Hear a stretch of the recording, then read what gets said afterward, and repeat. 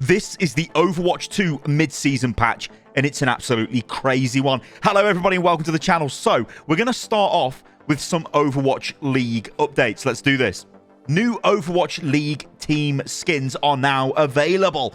These are in-game. You can celebrate your favorite teams, including the Soul Infernal and the Vegas Eternal. Now, these are teams that have actually relocated and rebranded. So, Soul Infernal, which... these used to be the Philadelphia Fusion, but now they're Soul Infernal. Go figure. Also, the Vegas Eternal. That used to be the Paris Eternal, but now it's the Vegas Eternal. So, yeah, you can now get Overwatch League variants of Overwatch League 2 skins or Overwatch 2 skins. Yes, that's going to be pretty cool if you guys are into that kind of thing. Team bundles are also now available. So these are trios of hero skins that will land in the Overwatch League shop throughout the season, available for all items. These bundles will include free team-branded weapon charms. So about time they've added weapon charms that are team-specific into the game. It's not like this was a feature that was requested way back in 2018, 2019, 2020 by all the various commercial committees for each of the Overwatch League teams. Anyway, I digress. Better late than never, I suppose. We've also got some general updates. So they have adjusted distance attenuation on enemy footsteps. Now, that's a very fancy phrase there, but it basically means the sound, because it has been absolutely broken for ages. And this is what they say. We missed a change in our Season 3 patch notes about some adjustments made to the distance in which you can hear enemy footsteps. We've continued to refine this change and have found a nice middle ground between where it was in Season 2 and where it was prior to today's patch. Challenges. Weekly challenges. Removed to the victors. Win 15 games in unranked or competitive. Added a new challenge, casual dedication. Win 15 games in any unranked mode. Added a new challenge, competitive advantage. Win 10 games in any competitive mode. Total number of challenges needed to earn all Overwatch coins is still 11. Removed coin line. Win 5 games, not 50, in arcade.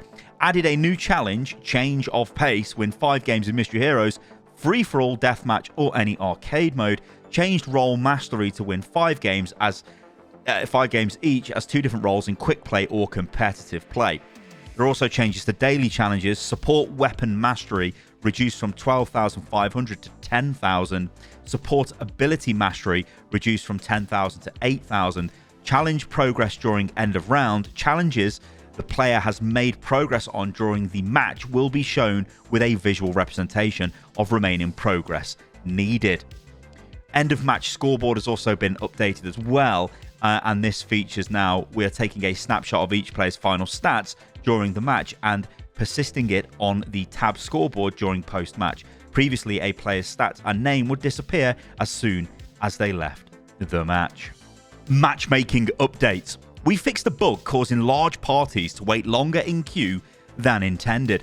The matchmaker will now prioritize putting parties together which have a similar delta between the highest and lowest rated player. We made improvements that should help reduce unranked queue times and increase competitive match quality. Now, I do kind of want to just say something on this. Matchmaking has been horrendous in this game since launch, and it's absolutely laughable it's in the state it's in because they've got all of the data from Overwatch, and then to just come into Overwatch 2 in the state it did, honestly, it's pretty unforgivable. They're still trying to fix this, and it's still a mess. You can still join games, and the rank distribution will be all over the place. Now, this is obviously made worse by the fact that it looks pretty obvious that what Blizzard are doing is hiding player ranks. So basically, when you go into a game, you don't see the ranks of other players, right? So why would they do this? Well, it makes sense to do this if you're going to start matching people in a wider range. Now, Blizzard can say things like, yeah, we're trying to do this, we're trying to do that, we want to match in a certain range. But if you can't actually see the ranks of the players, then you never really know what rank they are. So what this does is rapidly reduce the queue times for almost every player. And I think one of the major things which puts new players off the game is queue time. No one wants to sit in a queue for 10 minutes, do they? Or even 5 minutes. They want a game straight away. So I think what Blizzard have done is made a host of changes for Overwatch 2 to make the queue times much shorter. But it's at the detriment of players that actually play, I guess, longer. So, you know, if you're a brand new player to Overwatch, you'll just think, wow, cool, I'm getting these games super quick. But then what about 2 months down the line when you start to realize, oh, hang on a minute, these players don't look like they belong at my skill level, or maybe I don't even belong at this level. What's going on?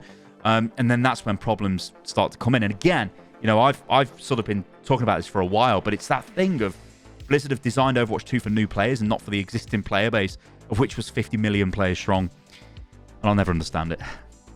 Competitive updates. Competitive Mystery Heroes is now available, and you can play it. The season begins on March the 14th. So it's not available right now, but it will be. It's being added to competitive play. Competitive screen layout update. We have added buttons to the competitive menu that will allow players to easily access the tier legend, leaderboard, and competitive progress screens. And for top 500, well, you can now see an animated update of your current position on the leaderboard after every match. Okay, let's move on to the balance changes, and let's begin with the tank heroes, and let's begin with Orisa.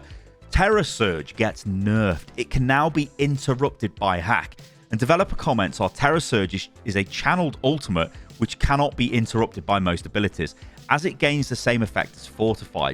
While this makes sense for stuns, Sombra's hack interrupt shouldn't be negated and now correctly cancels Terror Surge. So it is a nerf to Orisa. It's a buff to Sombra. It's a very specific buff to Sombra. Will it matter to Orisa? Well, yeah, it will if there's a Sombra on the enemy team. But if there isn't, then no, it's not. And is this enough to make people suddenly go, yes, I'm going to play Sombra into Orisa because she counters her ultimate? I don't know. But yeah, that's now a thing that's in the game. Ramattra. Oh, Lord. Annihilation. Using Annihilation while in Nemesis form refreshes your bonus armor. Now, this is a quality of life fix, or I guess it's just a fix to the ability, but the developer comment says this. Players found that shifting out of Nemesis form before activating the Annihilation ultimate would fully reset Nemesis form's bonus armor. To smooth out the gameplay, it now resets the armor health automatically as part of the ultimate activation. So basically, you can just pop your ult now whenever, and you don't have to worry about the bonus armor messing around with going into Nemesis form and all of that stuff. Roadhog, Chain Hook. The cooldown now starts when the ability ends instead of at the start, and Chain Hook cooldown has been reduced from 8 to 6 seconds, and that is a massive buff. The dev comments here say, the Chain Hook cooldown beginning when the ability started instead of at the end caused some confusion when discussing the cooldown, since once you can see the timer, it appeared a second shorter, 7 seconds, than the actual maximum cooldown. After fixing that, we're reducing the cooldown overall by an additional second to increase the frequency of Roadhog's team utility now that being pulled in by Chain Hook is less deadly. Wrecking Ball. So there's some general changes to him first. Added the hero-specific option, relative aim sensitivity while rolling. Added the hero-specific option, relative gyro sensitivity while rolling. Nintendo Switch platform only, and 2 players rejoice that there's that in the game. Anyway, Grappling Claw. Added a timeout indicator for Grappling Claw located above the abilities icon. That's nice. Minefield. Minefield arming time increased from 1 to 1.25 seconds. And the developer comments here are, this is now a hero control option. Oh, sorry, there is now a hero control option for Wrecking Ball to set a separate aim sensitivity while transformed into a ball, as players may want to aim his weapons in first person and move the camera into third person significantly differently. In addition, a visual indicator for Grappling Claw has been added to indicate its maximum duration before automatically detaching. Zarya general change. The shared cooldown for Particle Barrier and Projected Barrier reduced from 11 to 10 seconds. The developer comments are, a previous change decreased both barrier duration and increased the cooldown at the same time, lowering Zarya's effectiveness more than anticipated. This is a partial reversion to help level it out. Damage. Ashe Bob. Bob now prefers to shoot enemy targets that Ashe damages with her rifle. Developer comments, we want to enable Ashe and Bob to easily assist each other more. Bob now prioritizes targets damaged by Ashe's rifle and may allow for more flexible ultimate placement. Now, this is like Torb. Torb's turret fires at whatever Torb is shooting at, so that's kind of what they've done for Ashe. Yeah, it's cool. But I still think Bob, you're just going to yeet him into the back line and let him do whatever, and it's just going to kill everyone anyway. So who cares? But it's nice, I guess. Hanzo Lunge. Lunge cooldown decreased from 5 to 4 seconds. Dev comments, Hanzo has high burst damage potential with Storm Bow and Storm Arrows and strong utility with Sonic Arrow, but still underperforms compared to other heroes in the same role. This change increases his survivability without directly improving his strength. So, okay, more maneuverable Hanzo. That's going to feel better. So, yeah, I like playing Hanzo. So, yeah, cheers, Blizz. Mei Blizzard. Blizzard ultimate cast time reduced from 0.5 to 0.4 seconds. Dev comments are, Mei's Blizzard ultimate cast time sometimes led to situations where the animation appeared to have been complete, but there was still additional time that it could get interrupted. This change will help mitigate that feeling without significantly reducing counterplay. Now, this is where we get spicy. So, Pharah jump jets. Jump jet movement is now influenced by directional inputs. You heard that right. And the dev comments here say, in addition to rapidly launching her upwards, jump jets used to always move Pharah forward a small amount, which made the ability feel less responsive when trying to move to the sides or backwards. This change now enables a small amount of horizontal momentum in any direction. So it's going to give you more movement here with jump jets, and I think that's pretty good. So you'll be able to jump as you go up. As you initiate the ability, you'll be able to move to the left, to the right, and you'll actually will move to the left and the right better, which I think is good. But the thing with Pharah is she's really strong in the game at the moment anyway. So this is just going to make her better to play Pharah. Sojourn. General. Torso hit volume width increased by 20%. So Sojourn has been bulking up. And the dev comments say, due to the angle of Sojourn's torso in her default animation stance, her torso hit volume was more difficult to hit compared to similarly sized heroes. And yes, it very much was. So yeah, she's got beefier. Okay, let's move on to the support heroes. Right, okay. Sit down for this one. Just sit down for this. So this is Baptiste. Are you ready for this? Immortality Field. Immortality Field maximum health threshold increased from 10 to 25%. Dev comments, Baptiste is capable of potent damage and healing output, but often slightly underperforms across many skill levels. This change to Immortality Field's minimum health threshold will strengthen his utility and enable him to more reliably assist his allies after its effects. And so this means if you're in Immortality Field, you will only drop health to 25% of your total. You will not go down to 10%. This is a massive, absolutely massive buff for Immortality Field. One of the worst abilities in the game to play against, right? But they've buffed it. This is like, I don't know. This baffles me, this does. I don't think this really needed changing. But again, they're saying, like, hey, Baptiste doesn't have the same, or is underperforming compared to similar heroes across other skill levels. So, I don't know. Maybe this is a case of just looking at stats and making a change for the sake of it. But I think this is crazy. I don't like Lamp, so yeah. Let's move on to some bug fixes. So to begin with, we're going to start with fixed an issue where the option to report inappropriate player names was missing. Fixed a bug with game reports showing incomplete data. Fixed a bug where players on PlayStation 5 were unable to save highlights. Fixed an issue where player presence was shown as practice range when in custom game. The Ultimate Pass bundle should now show as owned for players that purchased it. This was just a visual issue. Purchases of this item were successful. Fixed a bug where some players who own all name cards could get stuck loading when using the filters tab in the name card menu. Fixed a bug on Nintendo Switch where all friends on the social screen had the same player icon. Fixed an issue where heroes performing an emote appeared as T-pose for players loading into the game. All right, then we've got some map changes. So, Antarctic Peninsula fixed areas where some heroes could become stuck. Fixed several gaps in the environment, made changes to the lighting in some parts of the map, fixed a bug where penguins were missing a noise when being hit with projectiles. General improvements. I love that. It's just general improvements. Yeah, we would write patches with general improvements because who cares? Who the hell is reading this apart from some idiot pleb YouTubers? Busan fixed a bug with the physics of the cow. Oh, no. So on Busan, if you attack the cow, oh, well, I guess this is fixed now, but if you attack the cow, on top of the from the, I don't even know what spawn to call it. It's from the Just Dance spawn. That's what I'll say, from the arcade spawn. In fact, are they both Just Dance studios, right? Or was it from the karaoke spawn? No, it's not from the karaoke spawn. It's from the Just Dance spawn.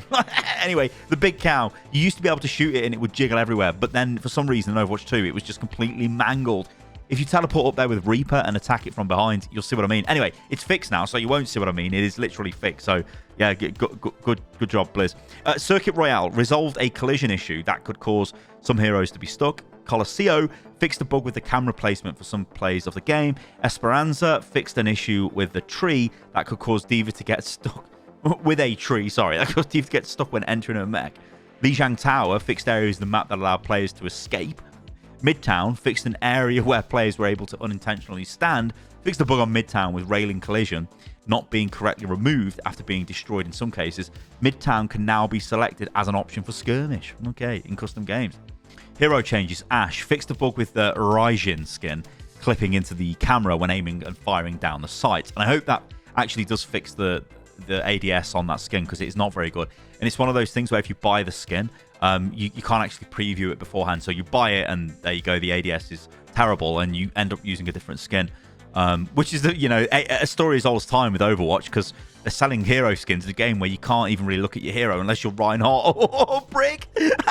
In fact, I'd put money on the next hero being some sort of third-person camera hero so they can sell more skins, but yeah.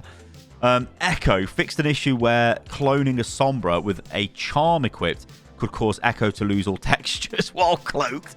Fixed missing sound effects for the sticky bomb ability. Yeah, that's kind of nice. Hanzo fixed a bug where shooting someone with an arrow from a golden bow could turn their gun gold. Now, I'm sad this is gone, because I love this, because I just randomly get, like, Widow golden weapon. I'm like, what's this? Oh, yeah, it's because I've been shot by Hanzo with his golden arrows. Reinhardt fixed an issue where in some cases players were able to walk out of being pinned by Reinhardt. What? Fixed a bug where Firestrike VFX remaining after being eaten by D.Va's defense matrix. Lucio fixed a bug where Lucio's Amp It Up animation will continue to play after being stunned. Orisa resolved the bug with Terraform that resulted in the VFX ring not drawing for parts of the environment higher than Orisa when used. Symmetra fixed a bug where you could be sent to the wrong location if taking Symmetra's teleporter as it is destroyed. And Torbjorn fixed a bug where the turret would target the same targets as other allied Torbjorn players. And then there's some workshop changes, bug fixes again. Resolved an issue where the is firing secondary condition would not be triggered by certain heroes. Resolved an issue where the is firing primary condition was not being triggered by certain heroes. And fixed the crash that would occur when creating a large number of rules. Fixed an issue where it is hard to tell where the UI focus was using a controller. So there you go, everybody. That is the Overwatch 2 mid-season patch. Of course, there is all of the One Punch Man stuff is now in the game as well. So yeah, let me know what you think about this in the comments below, and just let me know what you think about the state of Overwatch in general. Like, how you guys feel in the game, you enjoying it, you're not enjoying it, I don't know, let me know in the comments below. Alright guys, thank you for listening and watching the video, and I'll catch you lovely lot on the next one. See you soon.